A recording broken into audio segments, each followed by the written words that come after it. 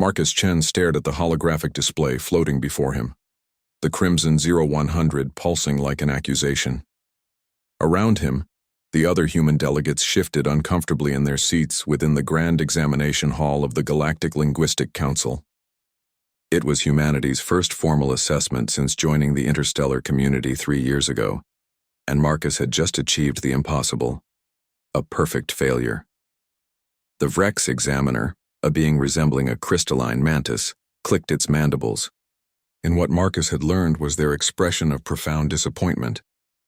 In 10,000 cycles of administering this examination, it announced, its translation chip converting the clicks into standard galactic, never has any species scored 0.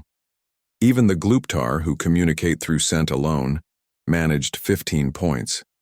Marcus felt the weight of 200 alien eyes upon him. The other humans in the room, brilliant linguists, diplomats, and scholars, had scored respectably, between 65 and 82.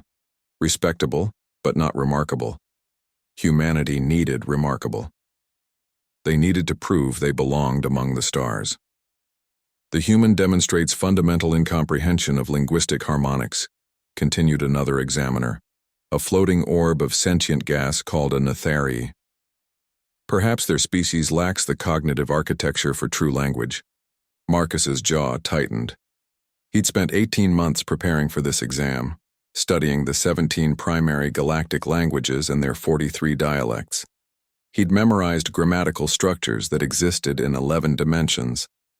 He'd learned to hear frequencies beyond human range and practiced thought forms that made his head ache, and somehow he'd gotten every single question wrong. "If I may," Marcus said, rising from his seat. His voice carried clearly in the vast chamber, translated instantly into the cacophony of galactic tongues. "I'd like to challenge the examination." A wave of surprised murmurs rippled through the assembly. The Vrex examiner's crystals darkened. "Challenge? On what grounds?" "On the grounds that your test measures memorization, not understanding. It tests whether we can mimic your languages, not whether we truly comprehend what language is." The Nethari examiner pulsed an angry orange. "Preposterous. Language is universal. The structures we've developed over millions of years represent the pinnacle of communicative evolution." Marcus smiled, though his heart hammered. This was insane. He was about to gamble humanity's reputation on a hunch, on something he'd noticed in the ancient human texts he'd been reading for comfort during his studies. Language isn't just about structure and syntax. It's about intent, about will, about the space between meaning and reality. He closed his eyes, reaching for something he'd felt while studying ancient Sanskrit, Old Norse, and archaic Chinese. Those languages had been different. They'd thrummed with something the sterile galactic tongues lacked: power, purpose, a weight that existed beyond mere definition. "Your languages describe reality," Marcus continued, his voice dropping lower. "But the oldest human languages, they shaped it." The examiners exchanged confused glances. "Absurd." The Vrex clicked. "No language can—" Marcus spoke a single word. It wasn't in any language currently spoken. It was older than writing, older than civilization. He'd found it buried in a fragmentary tablet from a civilization that predated Sumer, a word that scholars couldn't translate because it didn't describe anything. It commanded. The word was Keltharos. Reality shuddered. The air between Marcus and the examiners rippled like heat haze. The gravity in the room fluctuated, sending several floating species bobbing upward. The holographic displays flickered, their light bending at impossible angles. And for just a moment everyone in the chamber felt it, a profound shift in the fabric of existence, as if the universe had paused to listen. Marcus felt the word leave his lips like a physical thing, felt it sink into reality and take root. His nose began to bleed from the effort, but he stood firm.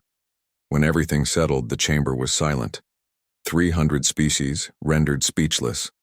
The Vrex examiner's crystals had gone completely transparent, a sign Marcus recognized as existential shock. What was that?" "A word from before," Marcus said, wiping the blood from his nose. before language became about describing the universe, when it was about changing it. An elderly examiner, a Thalkor whose species was among the oldest in the galaxy, rose on shaking appendages. "The lost syntax," it whispered. "We thought it was legend, a theoretical framework from before the first civilizations, when language and reality weren't yet separate things." Marcus nodded. "Humanity's old languages, the ones we barely remember, they weren't as sophisticated as yours.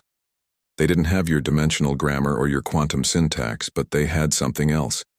They had weight. They had will.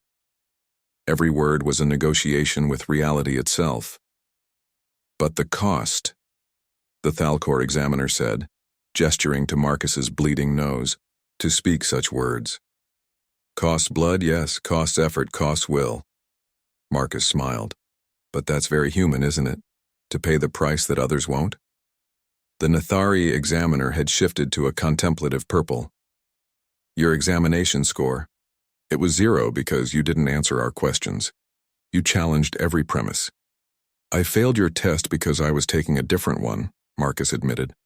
"I was trying to understand why your languages felt hollow compared to humanity's oldest tongues. Why did our ancestors make language so costly, so dangerous? Why bind words to will?" The Vrex examiner's crystals slowly regained their color. "And what did you conclude?" Marcus looked around the chamber, at the hundreds of species who had achieved such sophistication, such advancement, that you made language safe, efficient, perfect. But in doing so you made it toothless. You can describe reality in infinite detail, but you forgot how to argue with it. The Thalkor examiner made a sound like breaking glass, their species' laughter. 10,000 cycles, and no species has challenged the examination itself. Only humanity would fail a test and call it a victory. "So what happens now?" asked one of the human delegates, breaking the tension. The examiners conferred in a rapid exchange of clicks, pulses, and quantum entanglements. Finally, the Vrex spoke. "Marcus Cheneverth, you have demonstrated something far more valuable than linguistic proficiency. You have shown us what we forgot. That language is not merely a tool, but a weapon, a key, and a bridge between intention and reality." The holographic display before Marcus flickered and changed. The 0 transformed, numbers spinning upward, finally settling on a symbol he didn't recognize. "What does that mean?" he asked. The Thalkor examiner's voice carried warmth. "It means we have much to learn from humanity. It means your species didn't just pass the examination, you changed what the examination means." Marcus felt the tension drain from his body, replaced by exhaustion and exhilaration. He'd gambled everything on a hunch, on the fading echoes of languages dead for millennia. And somehow, impossibly, it had worked. As the assembly dissolved into excited chatter, the Vrex examiner approached Marcus privately. "That word you spoke," it clicked quietly. "What did it mean?" Marcus considered the question. "Honestly, I don't think it means anything. I think it does something. The best translation I can offer is, listen." The examiner's crystals shimmered with something like respect. And reality listened. "Reality always listens," Marcus replied, feeling the weight of ancient words in his mouth. "Most species just forgot how to make it pay attention." Outside, humanity's star burned in the black, and across the galaxy, scholars began to search through their own forgotten languages, wondering what power they'd traded away for precision, what strength they'd lost in the pursuit of perfection. And on Earth, in libraries and ruins, in caves and clay tablets, the old words waited, patient, powerful, and ready to remind the universe that humanity had never forgotten how to bend reality with nothing but breath and will.